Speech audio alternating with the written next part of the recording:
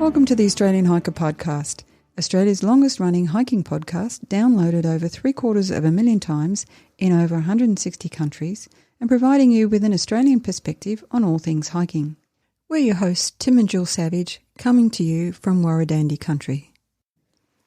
This is episode 253 of the Australian Hiker Podcast. And in this episode, we just do a last short episode to discuss our recent trip on the Cape to Cape track, what we thought about the trip so far, and our reason for stopping. We hope you enjoy. Before we get into today's episode, if you'd like to help support Australian Hiker and this podcast, there are a couple of ways that you can help us out. Firstly, by subscribing on your podcast host of choice so that each episode is available as soon as it's published. And if you have the opportunity, leave us a 5-star review. Another way to support us is go to the Australian Hiker website at www.australianhiker.com.au and click on the Support Us page and buy us a coffee. You can do a one-off donation or become a monthly supporter. All donations are greatly appreciated and help us to continue producing this podcast and blog. Now let's get on to today's episode.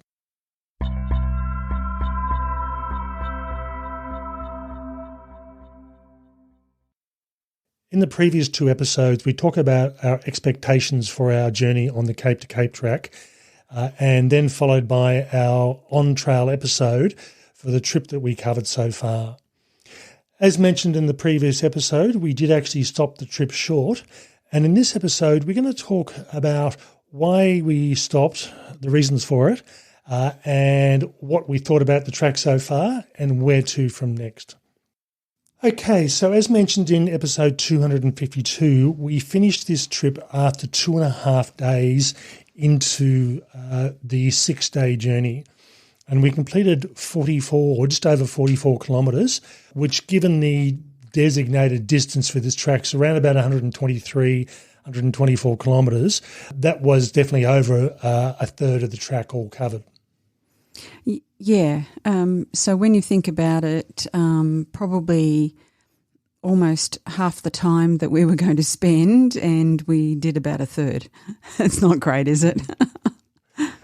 Well, it certainly wasn't too bad. I mean, it's probably 35% of the track.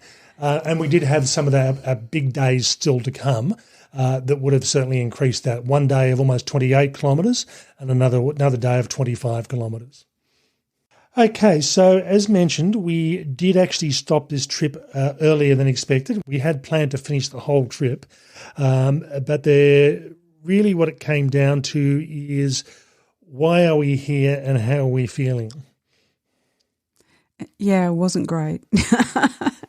So I guess I was probably, I was the main reason why we halted the trip. I don't think Tim was possibly too unhappy about me saying I've had enough. So it was kind of interesting. I think the first day we started quite late and we were in a bit of a hurry to get into the first campsite. And, I was doing okay. By the next day, started to feel a little bit off, nothing specific. And by the third day, it was just like heart and mind not into this at all. And Tim was saying afterwards that he noticed a couple of things of me. I think one was I did a lot of whinging. That was probably not hard to notice. But usually when we hike, I lead. And a few times, not too many and not too far, but a few times I sort of stepped off the track into a little bit of a dead end and then had to come back a bit. And that's something I probably would never normally do. So there was some indicators there that it wasn't working for me. The landscape was beautiful. It was stunning. It was harsh, but it just wasn't doing it for me.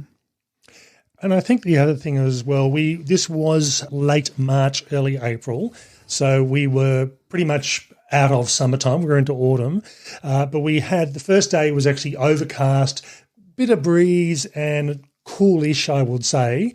Not cold, but certainly coolish.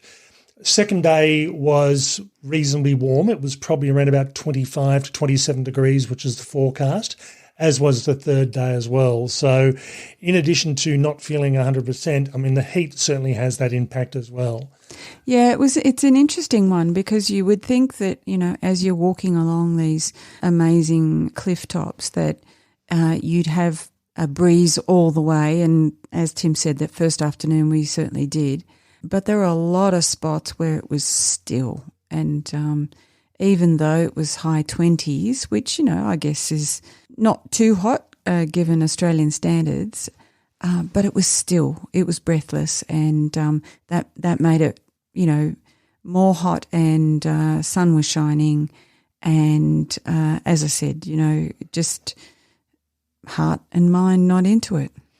Now, we have talked about when to call it quits on a hike previously in both a podcast and written form, and really what it comes down to is there's no good reason for persevering just for the sake of it.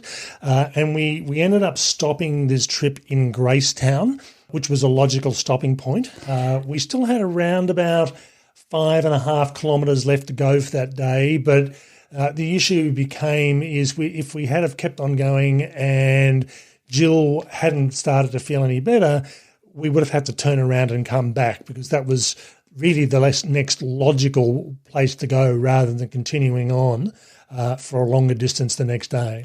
So we'd stopped for lunch at Gracetown at Gracie's General Store, which I love the name of, and had an amazing pie which came from a baker in Augusta, and a cold drink, and we're sitting on this little deck and thinking, no, this is not going to happen. This is just not going to happen. And it was interesting because some of the people who were following us, who'd stayed at the same campsite the night before, came in to the general store just as we were leaving and about to take refuge at the caravan park. They looked as exhausted as we felt, that's for sure. So, and I have to say that they were much younger and they did look much fitter than us. So I didn't feel so bad. But as Tim said, there was this kind of thing in the back of my mind that said, well, we could go on to the next campsite and probably would have made it. But the next morning, we had a really big day of hiking. It was about 27 kilometres the next day. So if I'd woken up the next day and couldn't have made the 27, we would have to have come back 5 anyway back into Gracetown. So it was a really hard one, and I felt really bad, I have to say, saying no. And, Tim knows that I'm usually the one that's kind of willing us along. I just didn't have it for whatever reason. I didn't have it in me to do that. And certainly from my perspective, that's a bit of a tell. I mean, Jill is probably one of the strongest hikers I know, and she doesn't complain on a hike. And I whinged madly. Seriously, I was not happy with anything, and it's a tough hike. So we were doing most of our hiking either on the beach, on sand dunes, on sandy 4-wheel drive tracks. Don't get me started on having to navigate the 4-wheel drives. That's not a hiking trail, just saying, if anyone from WA National Parks is listening. But all of that, I had so much to complain about, and seriously, I did. The other thing, if you had listened to the last podcast, episode 252, you would have heard us talk about a potential fire. And certainly as we were walking towards Gracetown, there was a large plume of smoke, which was very obvious. And it did at first appear to be in front of us.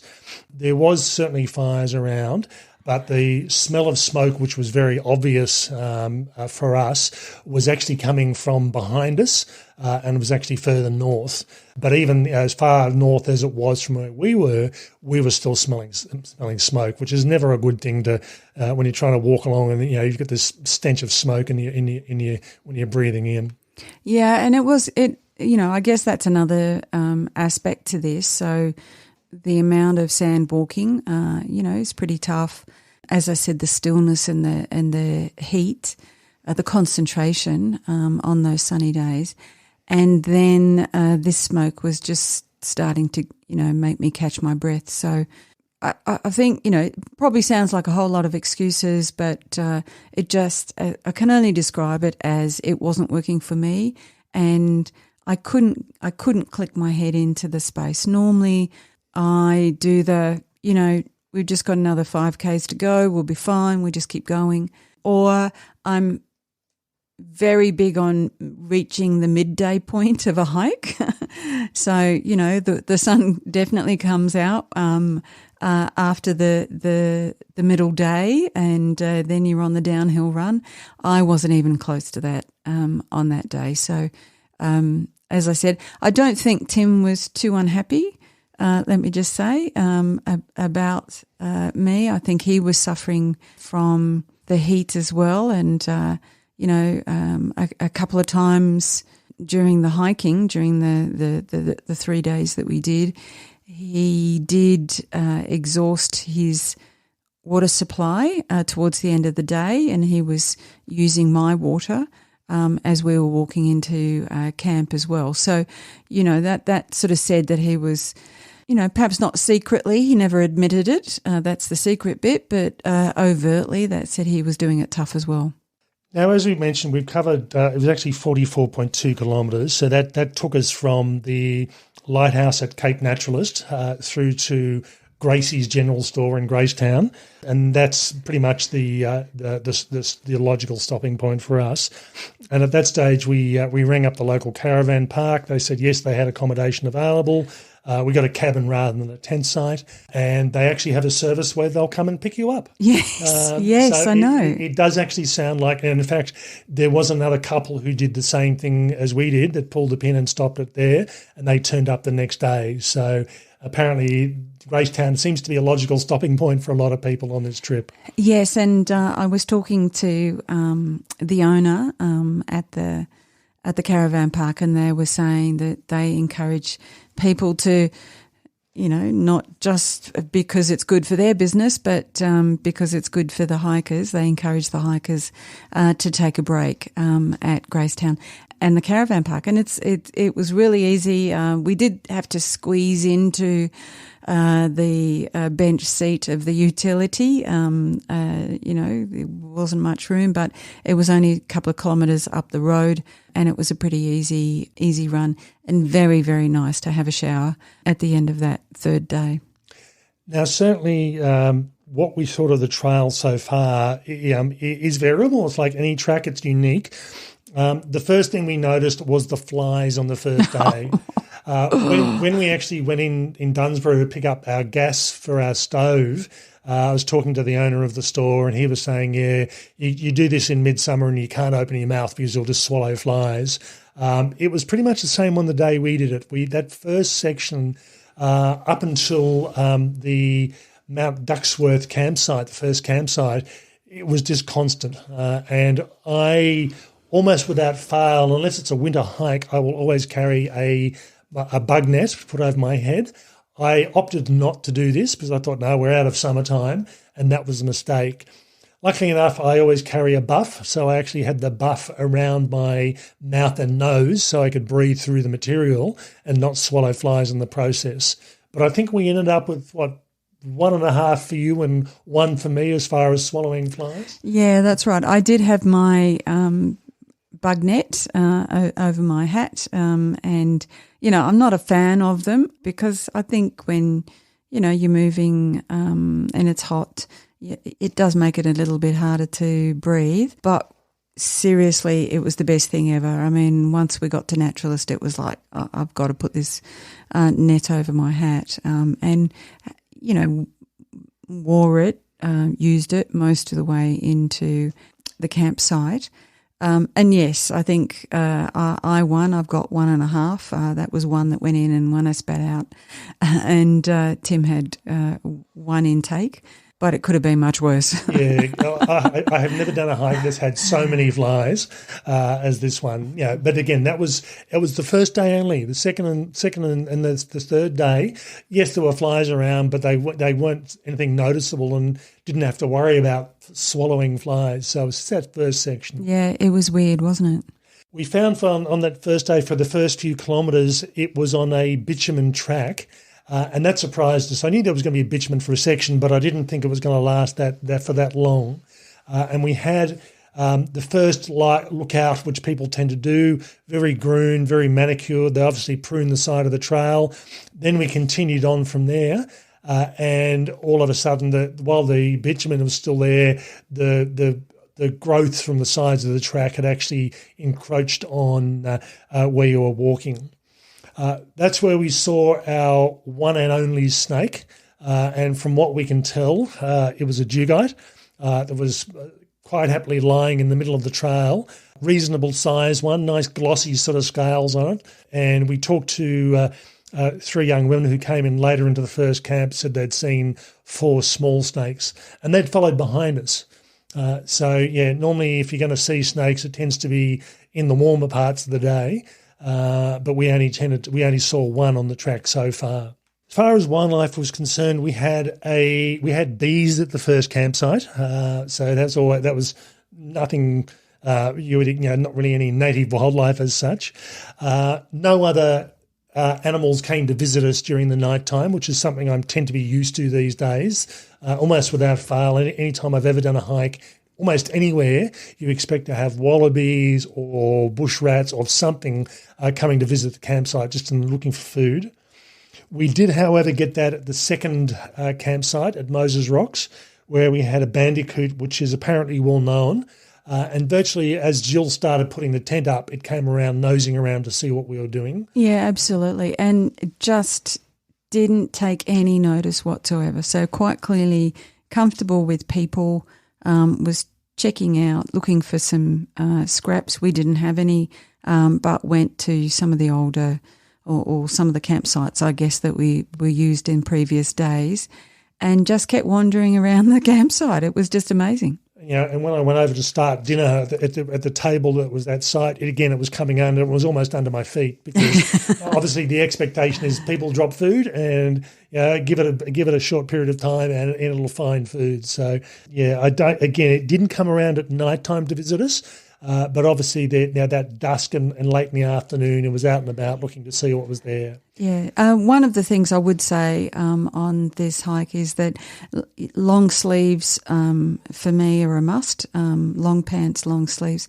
I just seem to get bitten to death otherwise. All sorts of things, not just the mosquitoes at night, but all sorts of things. Just taking a bite during the day and obviously as well into the evening. I don't know how others get on. There were some younger people with shorts and kind of singlet tops and so on, and it was like, I would have been a mess. Seriously. I don't know about you, Tim, but and several weeks later, on my arms, it's starting to recover. So that probably didn't help me and what I was thinking about the world at the time. But yeah, I don't think I've ever been bitten as much. Yeah, I must admit, I don't hike in, the only time I hike in short sleeves is early in the morning when it's cool. And that's only for, shorter hikes. Certainly on multi-day hikes, long sleeves, long pants. I had sun gloves on, which are fingerless Lycra gloves. They're a godsend, particularly when you're using tracking poles and your hands tend to be in almost that fixed sort of position and the backs of your hands can get burnt so easily. So definitely if you're using tracking poles during warmer months, it's well worth looking at. And a hat as well. So really, me getting sunburn is less of an issue these days unless I'm not paying attention, but also for the insect protection as well. Yeah, I layered on the block-out on my hands and also on the side of my face. My nose, no matter how much it's covered by a hat, for some reason it attracts the sun. I don't have a particularly big nose, but I don't know what that's about. So plenty of block out on my nose too. Now, as far as the track's concerned, it's a combination. So again, that short section of bitumen for a couple of kilometres to start the trip. There is a lot of the natural trails, because it's Western Australia, coastal Western Australia, a lot of sandy sort of tracks. And the sand was fairly soft as well. So even in the flatter areas, you could feel the exertion pushing through that sand. Mm-hmm. And as Jill mentioned, we had sections of walking on four-wheel drive tracks. And that, it wasn't just management road as we class over here. They were active four-wheel drive tracks, and we had to actually step off the road as a number of four-wheel drives went past. So they were, I guess if I could categorise them, surfers looking for the best spot.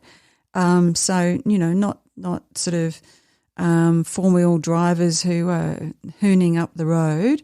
So they were travelling quite slowly. But as I said, for me it was just a really weird thing that you were having to share the track with the four-wheel drives. And they were sandy, big holes in the road. And in some places just nowhere else to step off.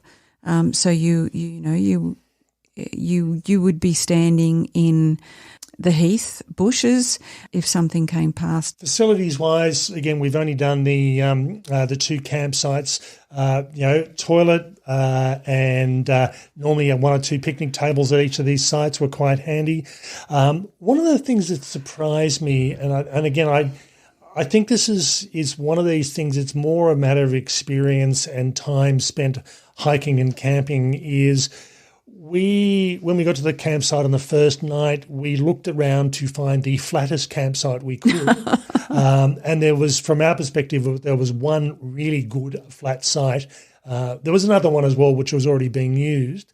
And then we had a group of 11 come in, a school group, and I think they just picked a site that was close together, but they had some fairly decent slopes. So, they would have been sliding towards the end of one side of the tent or when they were sleeping at night time. Yeah, this always amazes me, not so much that people pick sloping sites, but the fact that if you've got a campsite and there were quite a few spots that had been clearly designated as, here's the place that you can put your tent.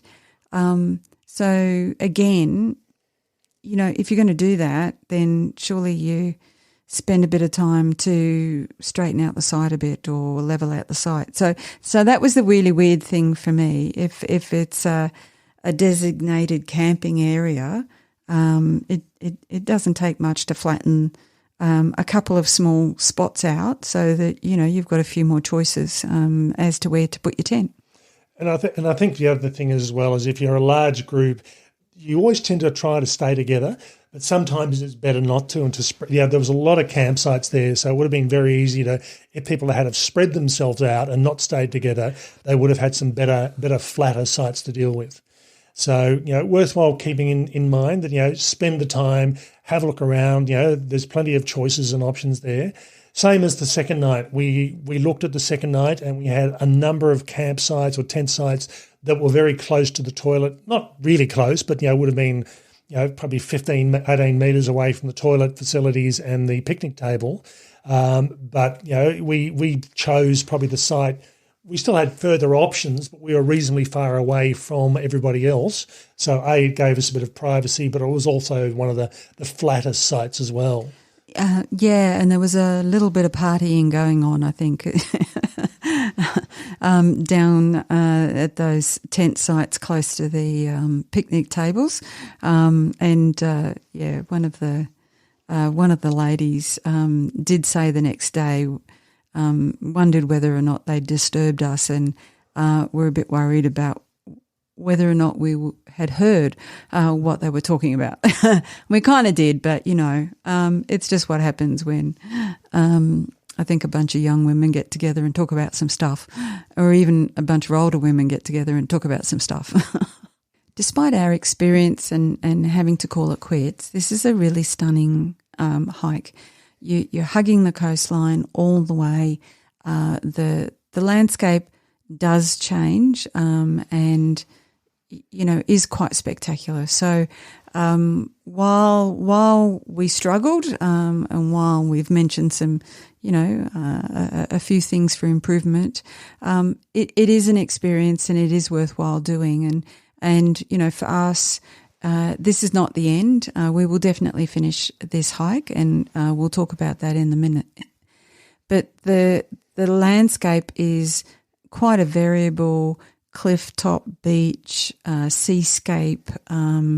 it is very worthwhile and very interesting. And the other thing that you don't normally get when you're hiking is that because it is coastal and there is this amazing surf action happening, you get to see surfers doing surfing things, and there are so many of them. And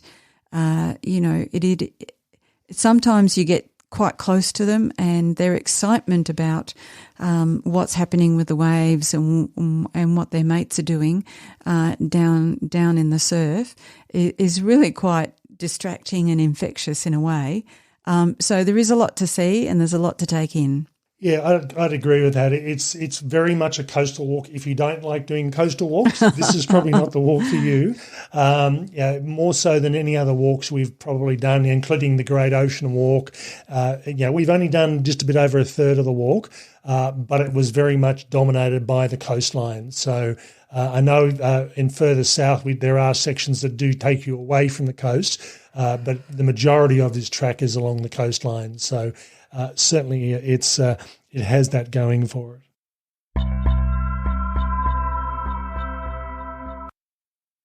Okay, so where to next for this trip?